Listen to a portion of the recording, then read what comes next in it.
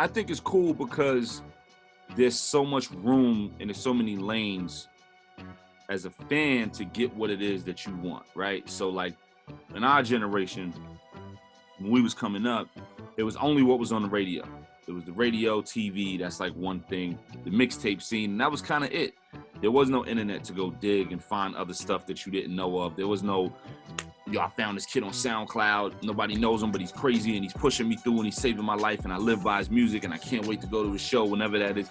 That wasn't it. It was what was on TV and the radio and the mixtapes. And a lot of times those intertwined with one another, but you had the mixtape scene with guys like, you know, Mos and Kweli and different guys who may not have been on the radio all day, but there was still a little bit of lane.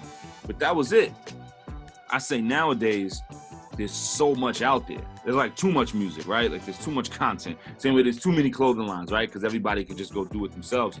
But the options are endless. So if you don't like what's going on the radio and what's going on TV and what's popular, quote unquote, there's so much that you could dig into wherever you get your music at. You know what I mean? There's so much you can dig into and find other artists who may be the defining sound of your life, you know? And it'll never be on TV and never be on the radio, but it's moving and it's there and it exists. So for that reason, I think hip hop is in an okay space. We still have a lot of the things going on that have been going on for sure. But for that reason, I think the options and the idea of options make it where it's all right.